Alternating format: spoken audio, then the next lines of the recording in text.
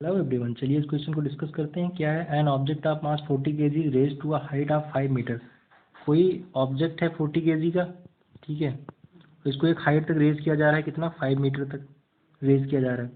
What is the potential energy, और हमें बताना है पोटेंशियल एनर्जी कितनी है। ठीक है, तो सबसे पहले गिवन लिखते हैं। तो गिवन क्या है, गिवन है हमें मास। मास कितना दिया हुआ है, 40 kg।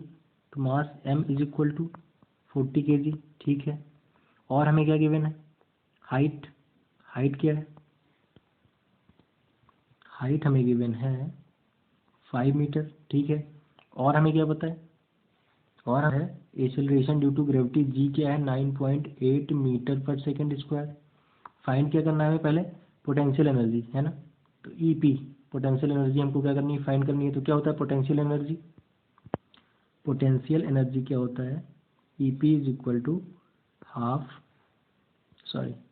एम जी एच, ठीक है।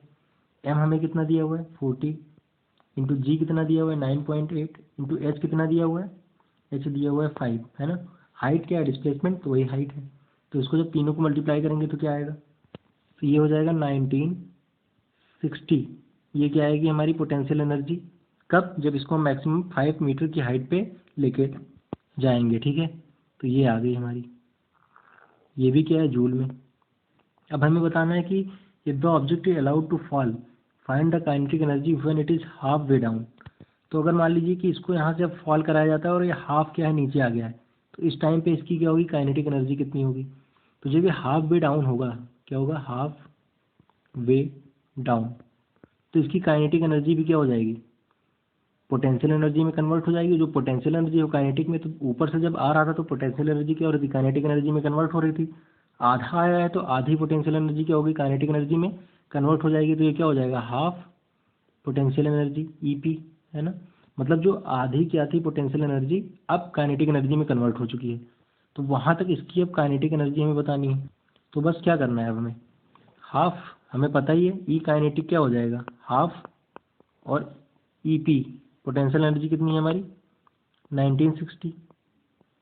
अब इसको जब डिवाइड करेंगे तो क्या आएगा हमारा, ई के निकल के आएगा, कितना आएगा काइनेटिक एनर्जी, हाफ से जब इसको डिवाइड करेंगे तो क्या हो जाएगा, 2 9 जा 18, 1 बचा, ठीक है, 2 8 जा 16 और 0, तो ये क्या आएगा 980, ठीक है, 2 1 जा 2, तो ये क्या आ गया 980 जूल, ठीक है।